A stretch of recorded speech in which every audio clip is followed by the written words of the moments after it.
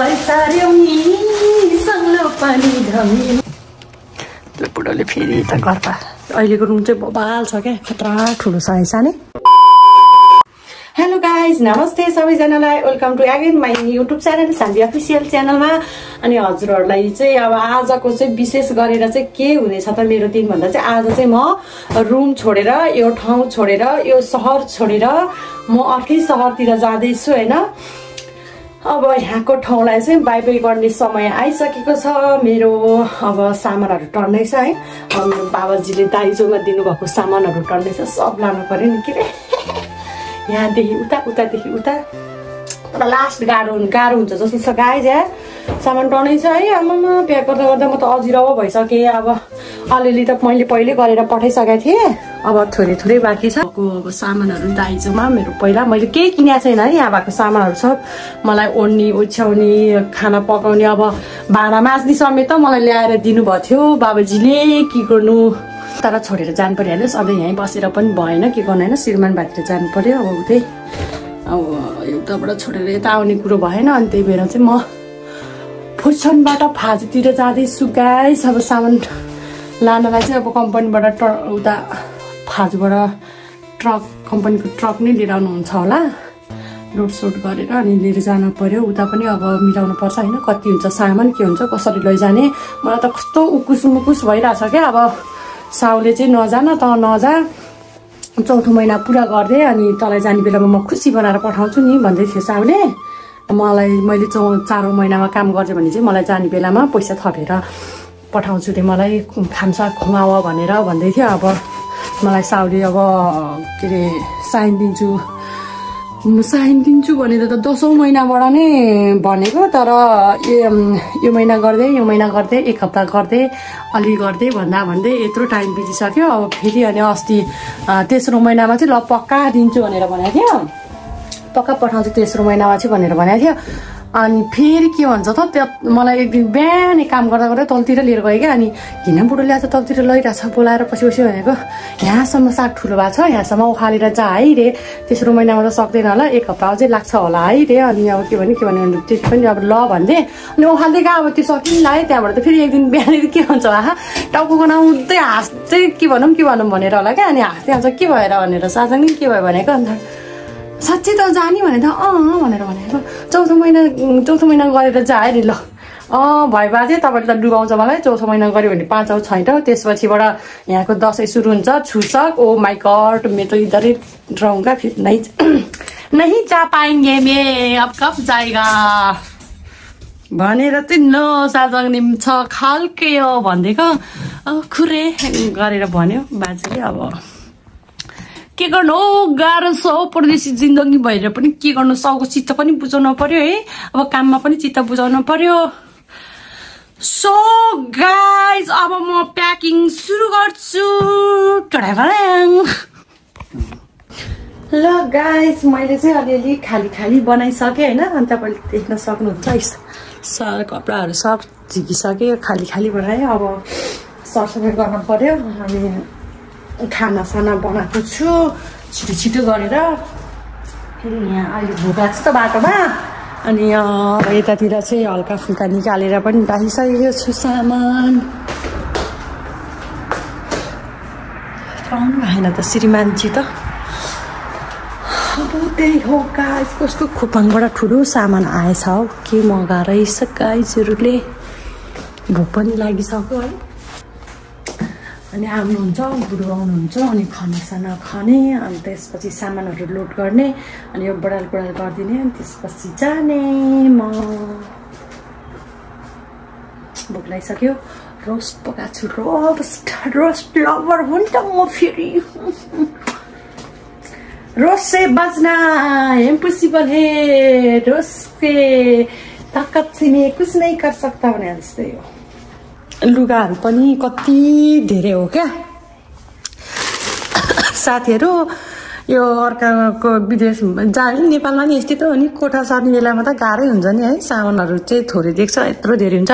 लाउने बेलामा चाहिँ एउटै पाउँदैन लुगा। आमामा हेर्न, यो झोला लगेज अस्ति पठाइसकेँ 3 झोला त। सामान फेरि केमा हालेँ हेर्न, सुरेगी ठोङठो फोहोर हाल्ने झोलामा तर यो फोहोरै हो फाल्नै पर्ने हो लुगा है के गर्नु यो देखेको नि राम्रो लाग्छ तर लाउन चाहिँ मोरै मन लाग्दैन सब नकाउट हान्न छ क्या यिनीहरूलाई गाह्रो छ लुगाहरू धेरै भएर मलाई जिन्दगीमा अलिअलि प्याक गरेर निकाले सामान अब यो सामान तललाई राख्न पर्यो बुढो आउँदै हुनुहुन्छ खोइ अघि नै आउने भन्नुभएको मान्छे यस बेला त आइपुग्नु पर्ने हो खोइ त आइपुग्दैन यार हल्का हल्का सामानहरू अलिअलि भाँडाहरू तल लगाएर राख्दै गर्नु पर्यो भोक लगाएर यहाँ मान्छे लखतरम सक्यो गाह्रो छ मलाई गाह्रो छ बसै सार्यौ नि सङ्लो पानी धमिलो पार्यौ नि मुया मार्यौ नि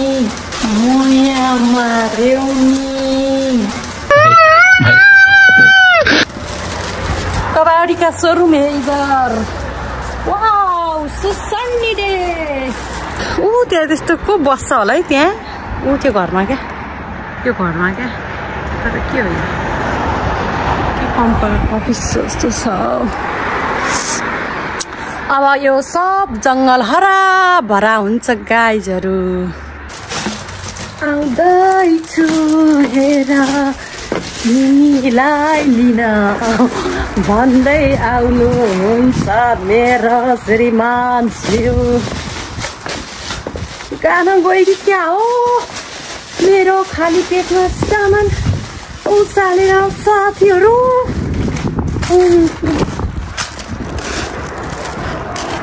खोइ आउँदैन त यसै जम्मा गरेर राख्नु पर्यो है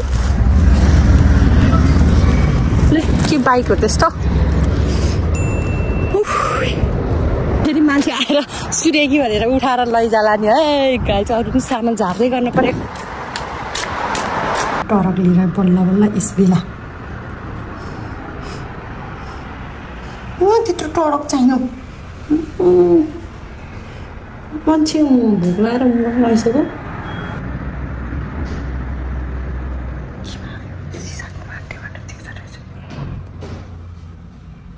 अब आउला भनेर के गरेर बसिरह होला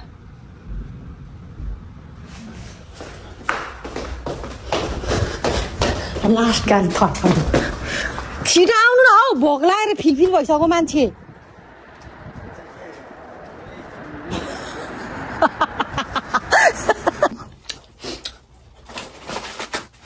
गाइड मैले रोस्ट पकाएर नि सिलाउँछ भनेर यस्तो हाल्दै हाल्छु पाक्छ 3 घण्टा भयो बसाले न तात्यो भने क्या ए तातैदैन तरकारी ए तरकारी धेरै तात्नु पर्दैन चुवा चाहिँ पकाएको छु फेरि अर्को चुवा चाहिँ यता चुवासले तताउँदै हुनुहुन्छ स्लो मोसनले धेरैसम्म के खाइसक्थ्यो तपाईँको लैलामा लागेर म धरि भोकले डाउन भइसक्यो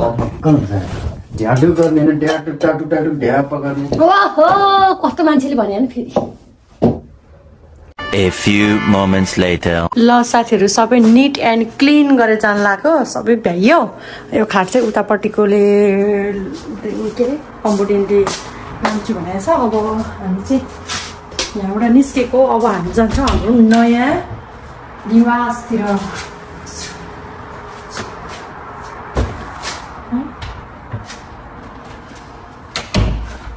सक्यो गाइस फाइनली होइन मैले चाहिँ ट्याक यहाँबाट यता लिएर आउँदै सामान राख्दै गरेको बुढोले चाहिँ यहाँबाट बाहिर तल सबै लोड गरेको अनि कहाँ 50 चोटि हिँडिसक्यो होला म तर के भइरहेको भएर थकै लाग्यो अरे क्या आयो फेरि लहर पर्ने तपाईँलाई नि टोइलेटको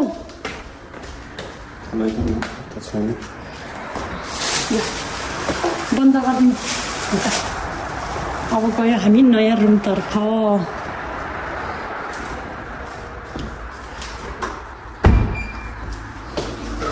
यो चाहिँ सबै सुरेगीहरू हो गाइजहरू छिटो तातो अब भातसात खाएर पानी पनि खाएन है खाना खाने बित्तिकै ओसार्न थालेको यो फाल्ने किताब हो लाने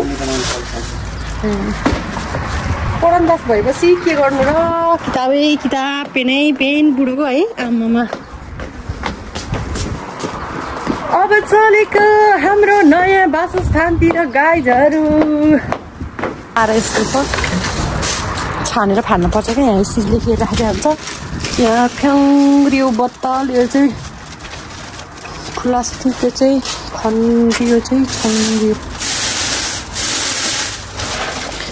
रस यता फाङ्दिनु अनि गर न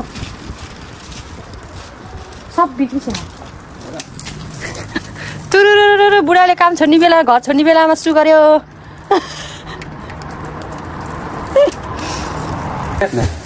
원 하나? 3명? 오늘 바로 이사 가는 거야 지금? 네. 저 차 빌린 거야 저거? 아니요. 회사차 가요. 회사차. 내 차는 홀짝 갖다 놓고.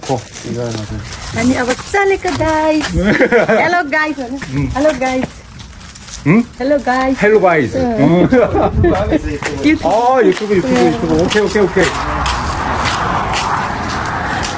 그럼 저거 다 찍었어? 네. 정상하게 하는 거? 네 정상 이렇게 하는 거 이거 좋은 거 이쁜 걸로. 이거 따뜻 붙여서 버려버려. 그래. 귀여운죠? 오케이. 네 바이바이 그 비밀번호 몇 번이야? 거기? 1111. 아, 111이지. 네, 4개. 청소 좀 해야 되겠네, 거기? 아니, 우리 다 청소했어요. 청소했어? 네. 저번에 내가 그 에어컨 점검하면서 청소 조금 했어. 네, 내가 알았어요. 내가 시간만 있으면 청소 깨끗이 할 건데. 네. 에어컨 점검 다 해놨는데 가네? 아니요.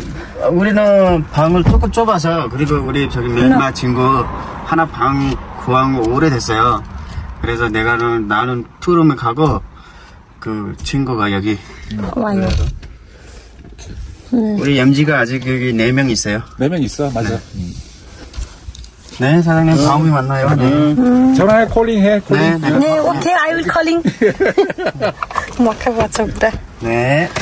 उसमा बसेर त टडकमा त कस्तो हुने है त्यो अग्लो लाग्छ है? मलाई चाहिँ यो फाल्जुको यतातिरको एरिया कस्तो मनपर्छ हौ बुढाको साइक्लिङ ग्रुप अगाडि देख्न सक्नुहुनेछ गाइस तपाईँहरूले होइन मेरो भाइ बहिनी दाजुबहिनी सोल्टिनाहरू चाहिँ यसरी चट्ट लाएर चाहिँ यस्तो बिदाको दिनमा साइक्लिङ गरी हिँड्छ है म यिनीहरूबाट देख पछि अब कोही लड्न सक्छ कसैलाई केही हुन्छ होइन क्यामराम्यान हो माछ है भनेर यिनीहरूको अगाडि गएर भन्दै भनेदाखेरि लक्कै बनाएर हाल्ला नि सर्टीहरू नै नेपाली के अरे नेपालीहरू विदेशी हो कि कोरियनहरू हो बाटै ब्लक गर्थ्यो त्यहाँ ल साथीहरू नयाँ बस्तीमा आइपुग्यो मेरो नयाँ वासस्थान यतातिर हो यो रेस्टुरेन्ट पनि बिक्रीमा रेस्टुरेन्ट चलाउने हो क्या हो भनेर भन्न नमिल्ने यो रेस्टुरेन्टको बुढी हो क्या है खानेकुरा पुऱ्याउन जस्तो छ चट्ट लाएर हाम्रो घर चाहिँ झर्ने होइन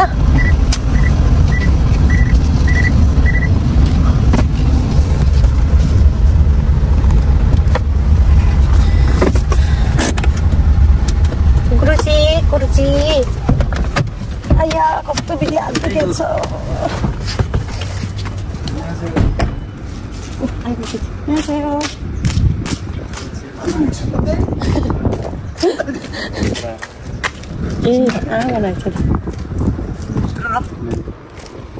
सामानहरू चाहिँ यस्तो बनाइराखेको छ गाइस अहिलेको रुम चाहिँ बबाल छ क्या खतरा ठुलो छ है सानै यत्रो ठुलो छ हौ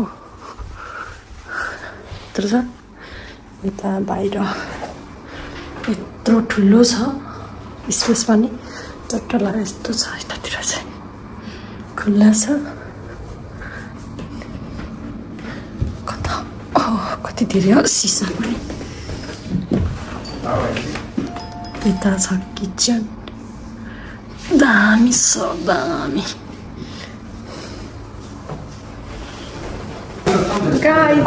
अब नयाँ घर कसरी खेया गर्ने भनेर जानु लाग्दैछु कुन्टुरी किन कराएको खाची खा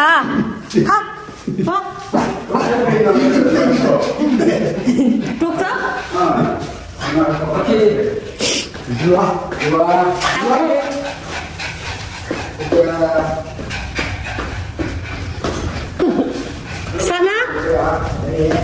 कता हो ए अब घर बुकिङ गर्न जान्ला अब प्रायः त कम्पनी अब साउहरूले गरिदिन्छ नि त अब यसरी गर्दा चाहिँ के हुन्छ भने के हुन्छ अरे बुढा नाफा फाइदा म यही गाडी चढेर हो काममा जाने अब फाइदा चाहिँ यस्तो हुन्छ हाम्रो नाममा यहीँ कोरियामा बसेर खर्च गरेको देखिन्छ यो घर भाडा नि अनि के हो म त बुझ्दिनँ है के भयो नि आफ्नो लागि चाहिँ फाइदा हुन्छ आफूले गर्दाखेरि चाहिँ होइन त्यति मात्र जानेछु अरू जान्दिनँ अरू हजुरहरू नै जान्नु होला बुझ्नु होला भन्ने चाहन्छु कस्तो हावा छ अब यो फुलहरू फुल्छ है पुरा सेतै हुन्छ है सानो यो पुरै सेतै हुन्छ यो रोड तर ढिलो फुल्ने यतातिर चाहिँ